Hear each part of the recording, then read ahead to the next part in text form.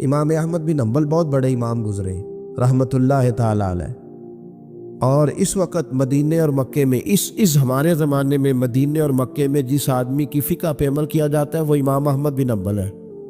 گویا اس وقت بھی مکے اور مدینے میں جن کا فتویٰ چلتا ہے وہ امام احمد بن حنبل ہے۔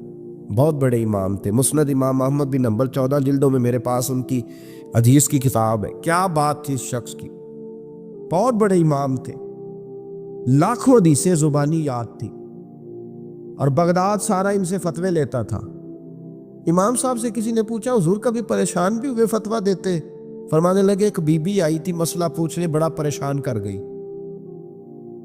ایک بی بی مسئلہ پوچھنے آئی، بڑا پریشان کر گئی۔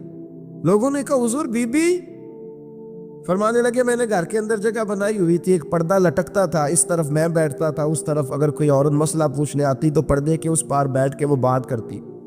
روٹین میں عورتیں طلاق کے مسائل، گھر کے چھوٹے موٹے جو جھگڑے ہوتے تھے ان پر سوالات پوچھتی تھی۔ میرے خاوند نے مجھے یوں کہہ دیا ہے تو اس کا کیا حل ہے؟ تو میرے بیٹے نے مجھے آ کے بتایا کہ ایک بوڑھی عورت آئی ہے باہر مسئلہ پوچھنے، توجہ کرنا ذرا بات پر، اور خاص غور کرنا کہ عرض کرنے لگا ہوں۔ فرماتے میرے بیٹے نے بتایا کہ ابا جی بوڑھی سی عورت ہے، وہ کہتی ہے میں نے امام صاحب سے سوال پوچھنا ہے۔ فرماتے پردے کے پیچھے بٹھایا، میں بھی بیٹھ گیا، تو بی بی آئی اور جچے تلے لفظوں میں فٹافٹ اس نے بات شروع کر دی۔ عورت کو حکم ہے غیر محرم سے بات کرے تو میٹھے انداز میں نہ کرے، میٹھے انداز۔ مرد کے لیے بھی حکم ہے بیویوں سے گفتگو کرے تو اس طرح کے جملوں میں نہ کرے جس سے توجہ پیدا ہو، موٹی سی دو حرفی بات کرے۔ یہ سارے میرے بھائی ان چیزوں کا دھیان رکھا کریں۔ عورت غیر محرم کے ساتھ میٹھی گفتگو کرنا، دلوں میں کجی پیدا ہو، یہ منع ہے۔ امام صاحب فرماتے بوڑھی تھی پر اس نے بات چھیڑی پردے کے پیچھے بیٹھ کے، تو بڑے جچے تلے 2-3 جملوں میں کہنے لگی امام صاحب مسئلہ پوچھنا ہے۔ فرمایا پوچھو۔ کہتے میں بڑا تیار تھا اور میں اللہ نے بڑا علم سے انہیں نوازا تھا، کہتے میں پریشان کبھی نہیں ہوا تھا، لیکن یہ بی بی پریشان کر گئی۔ یہ متقی لوگ تھے۔ فرماتے ہیں میں نے کہا بی بی پوچھو۔ کہنے لگی حضور میں محنت کی کمائی سے روٹی کھاتی ہوں، چرخہ رکھا ہوا ہے، سوت کاٹ کے اس کی کمائی کھاتی ہوں، سارا دن مزدوری کرتی ہوں، کبھی کبھی کام رہ جاتا ہے تو 14ویں کے چاند کی روشنی میں چھت پہ بیٹھ جاتی ہوں تو چرخہ کاٹتی ہوں۔ بادشاہ کا لشکر میرے قریب سے کبھی کبھی گزرتا ہے، ان کے پاس بڑی بڑی لالٹینیں، بڑے بڑے ان کے پاس روشنی کے بندوبست ہوتے ہیں۔ لشکر بادشاہ کا گزرتا ہے تو بہت بڑا لشکر ہوتا ہے، کئی کلومیٹر تک وہ گزرتا جاتا ہے، تو کئی دفعہ اچانک اس کی روشنی بھی میرے چرخے پہ پڑ جاتی ہے۔ مسئلہ یہ پوچھنا ہے کہ اس روشنی میں جو میں سوت کاٹتی ہوں اس کی کمائی میرے لیے حلال ہے کہ حرام ہے؟ امام احمد بن حنبل فرماتا ہے میں تڑپ کے رویا۔ بی بی تو کبھی کسی نے پوچھا ہی نہیں، اتنی باریک۔ کہنے لگی بیوہ ہوں، بے اولاد ہوں، مزدوری کر کے روٹی کھاتی ہوں۔ پوچھنا یہ تھا او بھائیو، یہ بھی تو یہی وقت گزار کے گئے ہیں نا، یہ بھی وہی قرآن پڑھتے تھے جو ہم پڑھتے، یہ بھی اسی رسول کا کلمہ پڑھتے تھے جن کا ہم پڑھتے، یہ بھی اسی دین کے ماننے والے تھے جس کا یہ لوگ ماننے والے۔ ہم کدھر نکل گئے؟ پرواہ ہی نہیں، حلال حرام کی تمیز ہی نہیں۔ لیکن اولیاء اللہ کی صفت، حضرت امام احمد بن حنبل فرماتے ہیں میں چکرا گیا اور میں نے اس سے پوچھا پہلے تو اپنا تعارف کرا، تو ہے کون؟ تو کون ہے؟ اس نے کہا حضور تعارف چھوڑے، جو مسئلہ پوچھنے آئے اسے اپنا ڈیٹا بھی دینا پڑتا ہے، ہمیں بتا دیا تو چھوڑے۔ فرمایا نہیں پہلے بتا تو کون ہے؟ تو وہ کہنے لگی میں حضرت بشر حافی کی ہمشیرہ ہوں، وہ جو بغداد میں بابا ننگے پیر پھرتا ہے تو کوئی جانور گوبر بھی نہیں نہ کرتا گلیوں میں، وہ نیک بابا، میں اس کی بہن ہوں۔ تو امام احمد بن حنبل کہتے ہیں میں رو پڑا۔ میں نے کہا آپا او میری بہن، کوئی اور آتا تو میں فتویٰ یہی دیتا کہ تو کو چھین کے روشنی تو نہیں نہ لیتی، خود پڑ جاتی ہے، جائز ہے تیرے لیے، لیکن تو چونکہ بشر حافی کی ہمشیرہ ہے تو تیرے لیے جائز نہیں، تو نہ یہ کر، تیرے لیے تقوی والا فیصلہ ہے میرا، تقوی والا، تو نہ یہ کام کر۔ امام احمد بن حنبل فرماتے ہیں بی بی چلی گئی پر میں ساری رات روتا رہا۔ وَكَانُوا يَتَّقُونَ، یہ پرہیزگار لوگ تھے۔ او بھائی، ولی کی کرامت یہ تھوڑی ہے کہ جب سے میں گیا ہوں پھونک مروائی تو میری دکان بڑی چلی۔ یہ کوئی علامت ہے ولی ہونے کی؟ کس چکر میں پڑ گئے؟ اولیاء اللہ کی علامت یہ ہے کہ وہ تیرے اندر سرور ڈال دے رسول اللہ کی محبت کا۔ ولی اللہ کی علامت اقبال کہتے ہیں وہی ہے تیرے زمانے کا امام برحق، جو تجھے حاضر و موجود سے بیزار کرے اور موت کی شکل میں دکھلا کے تجھے جلوائے یار، زندگی تیرے لیے اور بھی دشوار کرے، مشکل کر دے، تیرا مرنے کو دل کرے، تیرا دل کرے کہ مروں گا تو محبوب کے جلوے پھر سے نظر آئیں گے۔ وہی ہے تیرے زمانے کا امام برحق۔ ایک بزرگ تھے شاہ بقی الدین ابن مخلد، وہ کہتے ہیں مجھے پتہ چلا کہ اس دور میں نبی کریم علیہ السلام کی حدیث جو سب سے بہترین پڑھاتے ہیں وہ امام احمد بن حنبل ہے۔ ان کو حضور کی حدیث سے جو خاص شغف ہے وہ کسی اور کو نہیں۔ کہتے ہیں میرے دل میں لو لگ گئی، حالانکہ میں امیر گھرانے سے تھا۔ میں کشتی میں بیٹھا امام احمد بن حنبل کے پاس آنے کے لیے، رستے میں طوفان آ گیا، کشتی ہچکولے کھانے لگی، کسی طریقے سے ایک جزیرے کے ساتھ جا کے کشتی لگی، ٹوٹ گئی، بکھر گئی، میں جزیرے پہ اتر گیا، اور بھی کئی لوگ تھے۔ 1 مہینہ وہاں رہنا پڑا، بارشیں ختم ہوئی، موسم ٹھیک ہوا، ایک کشتی دکھائی دی آتی ہوئی۔ فرماتے ہیں کہ وہ اس کشتی میں بیٹھا، دوبارہ بغداد کیا، مجھے سفر طے کرتے 2.5 مہینے گزر گئے، وہ جزیرے پہ مہینہ پتے کھا کے بھی گزارا کرنا پڑا۔ نکلا تھا علم حاصل کرنے، جب بغداد شریف پہنچا لوگوں سے پوچھا امام احمد بن حنبل کا مدرسہ کہاں؟ انہوں نے کہا وہ مدرسہ تو بند ہو گیا ہے، وقت کا بادشاہ مخالف ہو گیا، مسجد مدرسہ سیل کر دیا۔ امام صاحب کہاں ہیں؟ کہا گھر کے اندر قید ہیں۔ ان کے گھر کو سب جیل بنا دیا، چاروں جانب پولیس کھڑی، اور ویسے بھی بغداد میں کرفیو، ہر چوک چوراہے میں پولیس والے کھڑے۔ شاہ بقی الدین کہتے ہیں اتنا کچھ سننے کے باوجود بھی میرا جذبہ ٹھنڈا نہیں ہوا۔ وہ مہینے میں سفر کی صحبتیں، وہ سنا تھا کہ آستانہ یار دور ہے پر ہم نے بھی ٹھان لی تھی کہ جانا، کو سنا تھا کہ آستانہ یار دور ہے پر ہم نے یہ ٹھان لی تھی کہ جانا ضرور ہے۔ کہتے پہنچ گئے، اب پتہ چلا کہ کرفیو ہے، سڑکوں پہ پولیس کھڑی ہے، گلیوں میں چوکوں چوراہوں میں پہرے ہیں، امام صاحب تک تو جا کوئی نہیں سکتا۔ کہتے میں نے ایک شخص کی منت کی، میں نے کہا کسی طریقے گاڑی بتا، کہنے لگا میں اشارہ بھی نہیں کر سکتا، سخت حالات ہے، وہ کوئی طریقہ۔ میں نے جب زیادہ تڑپ کے کہا تو وہ شخص کہنے لگا میں ان کے گھر کے قریب تجھے لے جاؤں گا اور گزرتے وقت صرف آنکھ کا اشارہ کروں گا۔ کہتے میں نے کہا یہ بھی ٹھیک ہے۔ ان کے گھر کے تیری تلاش میں پھرے نا ہم جنگل پہاڑ اور دشت میں، ان کے دروازے کے قریب اس نے اشارہ کیا۔ شاہ بقی الدین کہتے ہیں کہ میں گھر دے کے آ گیا واپس۔ اب میں سوچنے لگا کہ کیسے امام صاحب تک پہنچنا ہے، بڑی تجویزیں سوچیں، بڑی تجویزیں، کام والا بن جاؤں، پھیری لگانے لگ جاؤں۔ پھر سوچا کہ اگر میں کچھ بیچوں گا ریڑھی پہ رکھ کے تو کوئی خریدنے نکلے گا، کوئی نہیں نکلے گا، کس طرح کروں، کیا کروں، بڑی سوچیں۔ بالآخر میں نے طے کیا، اللہ اکبر، میں نے نہ کپڑے پھاڑ لیے، امامہ اتار دیا۔ فرماتے ہیں کہ ایک پیالہ مٹی کا خرید کے گلے میں رسی سے باندھ لیا، اور امام احمد بن حنبل کی 3 گلیوں پیچھے میں نے دروازہ دروازہ صدا لگانی شروع کی، فقیر ہوں، اللہ کے نام پہ لینے آیا ہوں۔ کہتے ایک ایک دینار مانگتے مانگتے مانگتے مانگتے آزم یار منون دی خاطر اساں کی پیش وٹائے۔ کہتے ہیں مانگتے مانگتے نا میں امام احمد بن حنبل کے دروازے تک آیا، امیر گھر کا بچہ تھا، بڑے پیسے جیب میں ہوتے، امام کے دروازے پہ صدا لگائی، کوئی ہے اللہ کے نام پہ دینے والا؟ کہتے ہیں نور بھرا دروازہ کھلا، ایک گورے مکھڑے والا، سفید داڑھی والا، سونے امامے والا، چمکدار آنکھیں، نورانی شباہت۔ کہتے امام احمد بن حنبل باہر آئے اور جیسے ایک دینار میرے پیالے میں ڈالنے لگے تو میں نے ہاتھ چوم کے کہا سونیا تیرے قربان جاؤں، میں دینار لینے نہیں آیا، محمد عربی کی حدیثیں سننے آیا ہوں۔ کہتے امام کی بھی آنکھیں کھل گئی، کہنے لگے اس حال میں آزم یار مناؤن دی خاطر اساں کی پیس بٹائے۔ کہا حضور کیا کرتا، یہی ایک طریقہ رہ گیا تھا، میں تو کہاں سے چلا ہوں، کہاں پہنچا ہوں، کیا کروں؟ امام صاحب فرمانے لگے پھر میں بھی بڑے دنوں سے پریشان تھا، کوئی سیکھنے والا نہیں مل رہا تھا، تم مل گیا۔ کہنے لگا حضور میں روز آ جاؤں فقیر بن کے، آپ جتنا چاہیں 2 4 5 منٹ میں مجھے حدیثیں سنا دیں، میں اگلے دن یاد کر آیا کروں۔ کہتے 2 سال لگ گئے، شاگرد کہاں ملیں گے ایسے، کہاں مرید ملیں گے، گزر گیا دور۔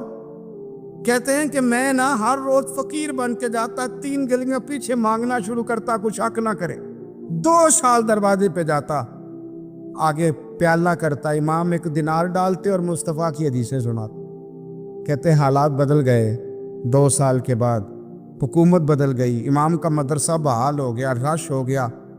بادشاہ بڑا عقیدت مند تھا، جو نیا آیا اس نے بڑا کر کے ادارہ بنا کے دیا، جس دن میں گیا تو رش لگا ہوا تھا۔ کہتے حالات بدلے تو ہم نے بھی کپڑے بدلے، ہم نے بھی دوبارہ سے دستار باندھی، اور کہتے ہیں بڑے لوگ بیٹھے ہوئے تھے، میں جب داخل ہوا نا تو امام اٹھ کے کھڑے ہوئے، آپ فرمانے لگے پتر ادھر آ، تو آگے آ کے بیٹھ، لوگ دین سیکھنے آتے ہیں، تو فقیر بن کے مانگنے آیا تھا، اور میں بھی باقیوں کو پڑھایا کرتا تھا، تجھے میں دیا کرتا تھا، اور اب باقی پڑھا کریں گے، تجھے دیا جائے گا، اور تجھے سینے سے نکال کے دیا کروں گا۔ زمانے بدل گئے، حالات بدل گئے، وہ شخص چلا گیا، کون حکمران تھا کون نہیں تھا، لیکن استاد شاگرد کے ادب کی داستان قیامت تک باقی رہے۔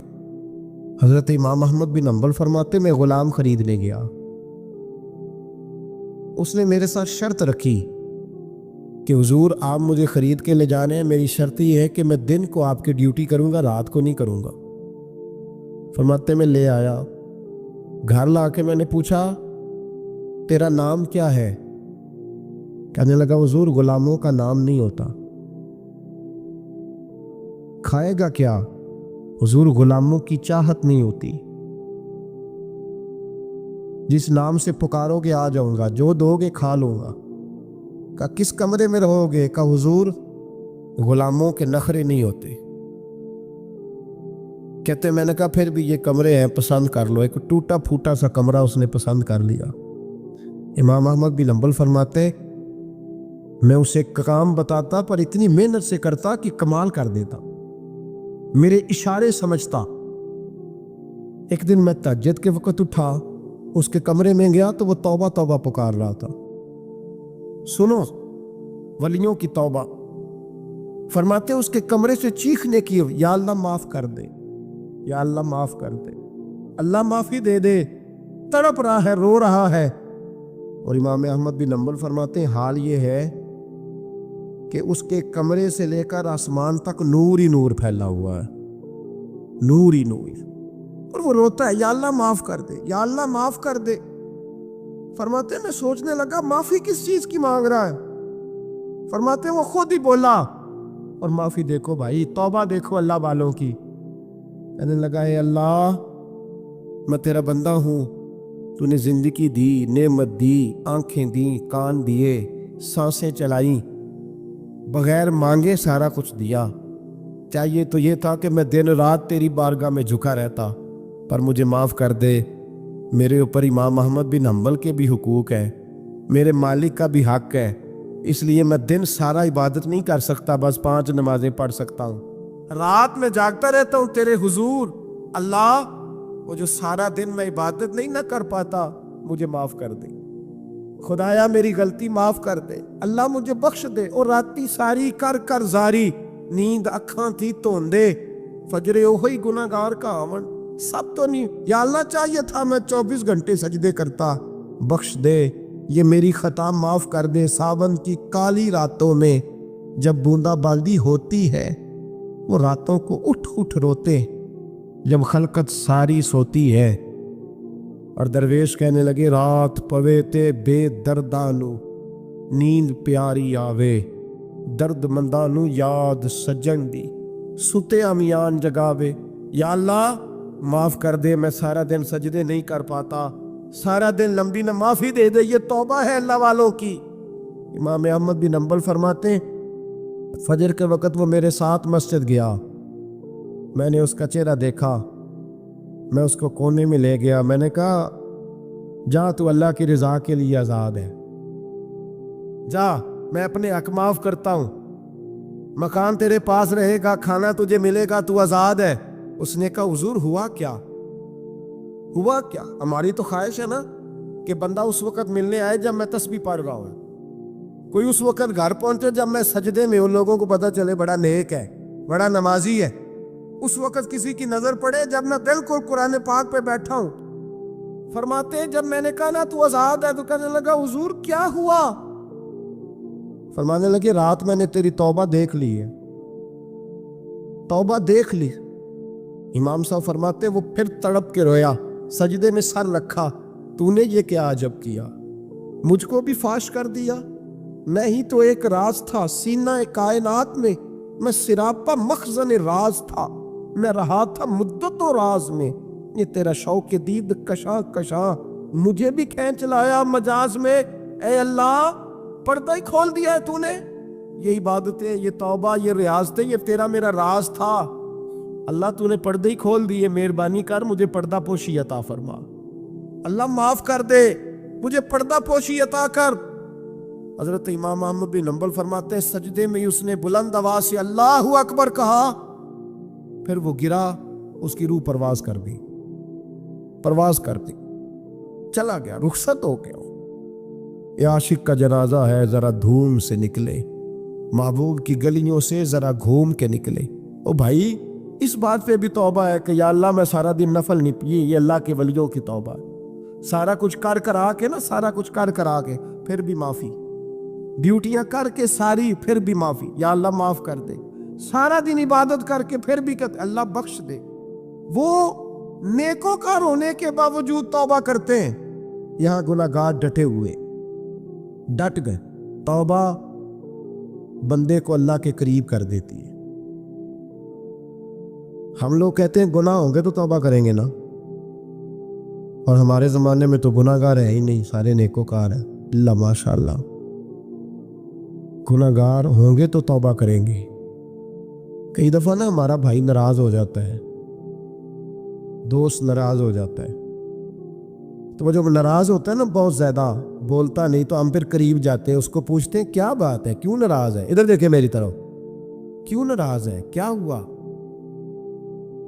وہ کہتے ہیں نہیں بس چھوڑو, ہمیں نہیں پتا ہوتا, تفصیل پوچھنی پڑتی ہے, بات کرنی پڑتی ہے. پھر وہ بتاتا ہے کہ وہ جو تو نے ایک جملہ کہا تھا نا وہ تجھے نہیں کہنا چاہیے تھا. پھر ہمیں خیال آتا ہاں مجھ سے غلطی ہو گئی. پھر ہم کیا کرتے ہیں, معافی مانگتے ہیں, راضی کرتے ہیں. ہوتا ہے ایسے کہ نہیں ہوتا ہے نا جناب؟ تو بندے سے تو بعض اوقات ایسا معاملہ ہو جاتا ہے تجھے پتہ نہیں, تو کیا اللہ کی ایسی نافرمانی نہیں ہو جاتی جس کا تجھے پتہ ہی نہ ہوئے؟ اللہ کے بندے روز رات کو معافی مانگ کے سوتے, روز. پتہ نہیں کوئی انجانے میں جملہ نہ نکل گیا ہو. ہر وقت ڈرے رہتے تھے, سہمر بندوں سے نہیں, کس سے؟ زور سے بولیے, ڈرے رہتے یا اللہ معاف کر دے. ان کی طبیعتوں پہ خشیت طاری رہتی. ہم دلیر لوگ ہیں, توجہ نہیں کرتے عزیز بھائی. اور ہم اس وقت توجہ کرتے ہیں جب مہلت ختم ہو جاتی ہے, جب سزا کا وقت شروع ہو جاتا ہے. میری بات یاد رکھنا, ایک وقت تک اللہ مہلت دیتا ہے بندے کو, گناہ کرتا ہے اللہ مہلت, پھر سزا شروع ہوتی ہے, پھر بندہ اس کی پکڑ میں آتا ہے.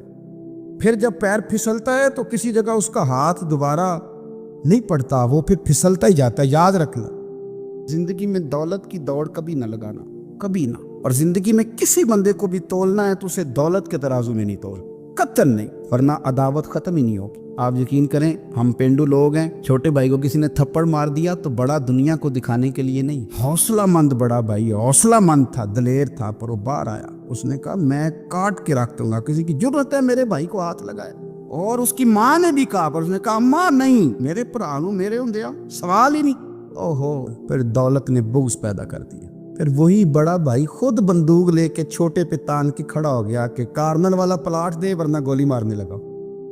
اوہو, اتنی عداوت دولت کی خاطر. حضرت عمر کا زمانہ تھا, بہت سارا مال آ گیا, مسجد نبی میں ڈھیر لگ گئے. حضرت فاروق اعظم مسجد نبی کے ستون سے لپٹ کے رونے لگے, آنکھیں چھم چھم برسنے لگی. عمر شکر کا ٹائم ہے، آپ رو رہے ہیں۔ فرمانے لگے حضور کا زمانہ اچھا تھا، سویرے روٹی ملتی تھی، شام نہیں ملتی تھی۔ ابو بکر کا دور اچھا تھا، ایک وقت کھاتے تھے، ایک وقت بھوک کاٹتے تھے۔ میرے لیے یہ آزمائش رہ گئی تھی، اتنے ڈھیر مال کے آ رہے ہیں۔ آپ فرمانے لگے تمہیں نہیں پتا، جہاں مال آتا ہے وہاں عداوت بھی آتی ہے، بغض بھی آتا ہے، نفرتیں بھی آتی ہیں۔ اب تباہی اترے گی، اب اس کے لیے لوگ لڑیں گے، اب بھاگیں گے، لالچ کے رشتے بنائیں گے۔ اب لوگوں کو شیشوں میں اتارنے کی کوشش کریں گے، جھوٹ بولیں گے، چاپلوسیاں کریں، خوش آمدیں کریں، تباہی اترے۔ او یار، رشتوں کو پیسوں کے ترازو میں نہ تولیں، ورنہ عداوت بڑھ جائے گی۔ دولت بڑا بغض پیدا کرتی، اس کی دوڑ لگ جاتی۔ بھابھی کہتی ہے بھائی سے کہ بڑے بھائی نے خرید لی ہے فلانی چیز، اب تو نہ خریدے تو گزارا نہیں ہوتا۔ وہ بڑی دور چلے گئے لوگ، نفرتیں، عداوتیں عروج پکڑ، کبھی نہ تولے کبھی۔ او یار، بھائی سے پلاٹ اچھا ہوتا ہے، بھائی سے پلاٹ اچھا ہوتا ہے، ماں جایا بھائی، اس سے دولت اچھی ہوتی ہے، اس سے مکان اچھے ہوتے ہیں، بھائیوں سے بڑھ کے ہوتی ہیں چیزیں۔ اوہو، بات کو سمجھے، لیکن الجھ گئے لوگ۔ ماں جائے جو کسی کو اشارہ نہیں کرنے دیتے تھے میرا بھائی ہے، پھر انہوں نے گلے کاٹنے شروع کیے، ایک دوسرے کے خلاف مقدمے کیے، عداوتیں روج پکڑ گئیں، اور سالوں ملاقاتیں نہیں ہوئی بھائیوں کی بھائیوں کے ساتھ۔ سالوں ملاقاتیں نہیں ہوئی، وجہ کیا تھی؟ دولت بغض پیدا کر گئی، خرابی کر گیا سارا ماحول۔ تو یہ عداوتیں ان کو نکالیں، اس کو دل کو صاف کریں۔ اے دل رب سونے دا حجرا تے پا فقیرہ چاہتی ہو، اس پر تھوڑی توجہ دے، اس پر نظر کر، یہاں رب قریب نے آنا، اس پر غور کر۔ بہت سارے لوگ خوشامد اتنی سونی کرتے، جب بھی بڑی تگڑی ڈالتے۔ اللہ کرے کہ وہ نہ صرف گلے نہ ملیں، ان کا دل بھی کسی سے مل ہی جائے۔ ساری زندگی انہوں نے تعلقات بنائے ہیں لیکن پیار نہیں بڑھایا۔ تعلقات ان کے ہیں، وہ بتاتے ہیں میرے بڑے تعلقات ہیں، فلانا سے بھی میرا تعلق ہے، فلانا بھی مجھے جانتا ہے، فلانا بھی۔ تعلقات ہونا اور چیز ہے، لیکن روح اور دل کا رشتہ ہونا اور چیز۔ کیونکہ ہم ذاتی طور پہ کسی کو اچھا جانتے ہی نہیں، کسی پہ آج تک دل کھڑا ہی نہیں ہوا، ہمیں کوئی نہ کوئی کمزوری نظر آ جاتی، اور کچھ لوگ معاشرے میں پروموٹ کرتے ہیں ان چیزوں کو۔ ہم نہ چسکا لے کے سنتے ہیں ایسی باتیں جو ہمارے دلوں میں دوسروں کی عداوت پیدا کرتی ہے۔ آپ کو پتہ ہی نہیں آپ کے ساتھ لوگ ہاتھ کیا کر جاتے ہیں۔ اوئے ہوئے ہوئے، یعنی آپ اس کی بھی بات سنتے ہیں جو آپ کی ماں کے خلاف آپ کے بارے میں بات کر رہا ہے۔ او خدا کے بندو، اس کی بھی سن لیتے ہو جو آپ کے والد کے بارے میں جس نے بات، وہ سن لی آپ نے، یہاں بٹھا لی۔ یعنی قبلہ، کعبہ، شیخ، استاد اور مرشد کے بارے میں جس نے کچا جملہ، آپ نے وہ بھی سن لیا۔ تو پھر تو آپ نے موقع دیا نا میل کو اندر تک، روح تک اترنے کا۔ آپ کو پتہ ہے میرے رسول کریم کا وہ قلب عطر ہے جس کے بارے میں رب فرماتا ہے کہ نزل علی قلبک، محبوب یہ جو میں نے قرآن پاک نازل کیا، میں نے آپ کے دل پہ نازل کیا ہے۔ اور اللہ فرماتا ہے محبوب آپ کو اللہ نے اپنے فضل سے، فبما رحمت من اللہ لنت لہم، اللہ نے فضل کر کے آپ کا دل نرم کر دیا غلاموں کے آگے۔ اور یہ میرے رسول پاک کا قلب اطہر ہے۔ حضور فرماتے ہیں کہ میرے گلے سے لے کر ناف تک حضرت جبریل نے انگلی چلائی اور میرا سینہ کھلا اور اندر سے دل نکالا، اور پھر رب نے جو معرفت کے نور بھیجے تھے وہ اس کے اندر داخل فرمائے۔ آپ میری بات کو سمجھے، اتنا پاکیزہ قلب اطہر، کوئی چیز وہاں جا سکتی ہے؟ کسی شخص کا ڈالا ہوا فتنہ معاذ اللہ کو سوچ بھی سکتا ہے وہاں تک جائے گا؟ لیکن آپ پڑھیں ترمذی کے لفظ، قلم ٹوٹ گئے، تربیت ختم ہو گئی ان باتوں پہ۔ اتنی بڑی بات اللہ کے رسول فرمانے لگے، سنو بھائی میرے غلاموں، مجھے کوئی بندہ کسی صحابی کے بارے میں کوئی بری بات نہ پہنچائے۔ حضور آپ کا تو دل صاف ہے، آپ کا تو نور علی نور ہے، اس سے تو قرآن گفتگو کرتا ہے، کوئی پہنچا بھی دے گا تو کیا اثر ہوگا؟ لیکن حضور نے فرمایا وہ دروازہ کھولنا ہی نہیں جس سے لوگوں کی عداوت دل میں آتی ہے۔ فرمایا کوئی مجھے کسی کے بارے میں کوئی بات نہ پہنچائے، اس لیے کہ میں جب تمہارے سامنے آنا چاہتا ہوں تو کھلے سینے کے ساتھ آنا چاہتا ہوں۔ آپ کہتے ہیں نہیں جی ذرا سناؤ بھلا وہ کیا کہہ رہا تھا، کرنا بات جلدی کرنا، بڑی پریشانی لگ گئی ہے، جلدی بتا۔ تو اب وہ بتائے گا تو اندر میل تو آئے گی۔ لوگ سنتے ہیں، تلاش میں رہتے، وہ میری بات نہیں ہے، عارف رومی کی بات ہے۔ وہ کہتے ہیں مکھیاں دو قسم کی ہوتی ہیں، ایک جب بھی بیٹھتی ہے پھول پہ بیٹھتی ہے، لیکن پھر جب چھوڑتی ہے تو شہد چھوڑتی ہے، اور ایک جب بھی بیٹھتی ہے کسی گند پہ بیٹھتی ہے، کوئی کمزوری ڈھونڈتی ہے، کوئی غلط بات تلاش کرتی ہے، پھر جب چھوڑتی ہے تو بیماری چھوڑتی ہے۔ آپ ان مکھیوں سے بچیں جو گندگی تلاش کرتی ہیں اور پھر آپ کے دل میں بغض اگاتی ہیں۔ رسول کریم علیہ السلام نے فرمایا خبردار مجھے کوئی بات نہ پہنچانا۔ جب کوئی بات پہنچ جاتی ہے تو پھر مجمع میں بندہ نظر ڈالتا ہے تو وہ بندہ چبھتا ہے جس کے بارے میں پتا ہوتا ہے کہ اس نے یہ کہا تھا، یہ کیا تھا۔ تو حضور فرماتے ہیں میں جب تمہارے سامنے جانا چاہتا ہوں تو کھلے دل کے ساتھ جانا چاہتا ہوں۔ حضور نے فرمایا آؤ میں تمہیں پچھلے زمانے کے ایک ایماندار نوخیز ولی اللہ کی بات سنو۔ پچھلے زمانے، حضور نے فرمایا پچھلے زمانے میں ایک بادشاہ جادو کے زور پہ حکومت کرتا۔ جب وہ ایک جادوگر اس نے رکھا ہوا تھا تو جادوگر اس کو جادو بتاتا، وہ جادو کے زور پر حکومت کرتا۔ جادوگر بوڑھا ہو گیا تو کہنے لگا بادشاہ کو نوجوان میرے پاس بھیج دے، اب میں بوڑھا ہو گیا ہوں، میرا پتہ کوئی نہیں کب مر جاؤں۔ ایک نوجوان کی ڈیوٹی لگائی، بڑا زیرک سمجھدار، اپنے رعایا میں سے چن کے جو ذہین فطرت مزاج بچہ تھا وہ اس نے لگایا۔ اللہ کے محبوب علیہ الصلوۃ والسلام فرماتے ہیں بچہ جادو سیکھنے لگا، وقت گزرنے لگا۔ بچہ جب جادو سیکھنے جاتا تو رستے میں ایک راہب بھی تھا جو انجیل جانتا تھا، وہ اللہ اللہ سکھاتا، لوگوں کو حضرت عیسیٰ علیہ السلام کی تعلیمات سے آگاہ کرتا۔ اس نے دیکھا کہ یہاں بھی لوگ اکٹھے ہیں تو وہ بچہ اس راہب کے پاس بھی اٹھنے بیٹھنے لگا۔ اب جب اس کے ساتھ اس کی گفتگو بڑھنے لگی تو اس کو باتوں میں لذت آنے لگی۔ اس نے راہب نے پوچھا کہ تو کون ہے اور کس طرح سے آیا ہے، کیا تیرا معاملہ ہے؟ اس نے کہا جی میں جادو سیکھنے جاتا ہوں، آپ کی باتیں مجھے بڑی اچھی لگتی ہیں۔ اس نے کہا دین سیکھ، جادو سیکھنے والے کافر ہو جاتے ہیں، قرآن و حدیث سیکھنے والوں کو اللہ کامل ایمان عطا فرماتا ہے۔ فرمایا یہ سیکھ۔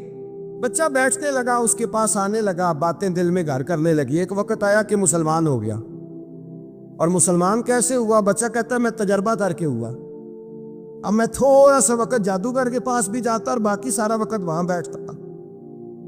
میں ایک دن جا رہا تھا تو رستے میں اژدہا تھا، بہت بڑا سانپ تھا، رستہ روک کے کھڑا تھا۔ یہ حضور نے بیان کی حدیث، نبی پاک صلی اللہ علیہ وسلم فرماتے ہیں بچہ کہتا ہے کہ رستے کے اندر سانپ ہے، رستے بند ہے، لوگ چھتوں درختوں پہ چڑھے، ہراش ہے۔ کہتے چھوٹا سا روڑا میں نے اٹھایا تو میں نے کہا اللہ اگر جادوگر سچا ہے تو اسے مار دے۔ چھوٹا سا روڑا میں نے پھینکا، اژدہا کوئی نہ مرا۔ پھر چھوٹا روڑا اٹھایا، میں نے کہا اللہ اگر وہ عالم سچا ہے تو اسے مار دے۔ اب جب میں نے روڑا مارا تو اژدہا مر گیا۔ میرے اندر سے گواہی آئی نہیں دین کی باتیں سچی ہیں، نہیں قرآن کی باتیں اسلام سمجھانے کے لیے عرض کر رہا ہوں، اگرچہ اس دور میں انجیل تھی، اللہ رسول کی باتیں اچھی ہیں۔ کہتے میں مسلمان ہو گیا، اب میں نے راہب کے پاس ہی رہنا شروع کر دیا، جادوگر کے پاس چھوڑ دیا، اس بچے نے آنا۔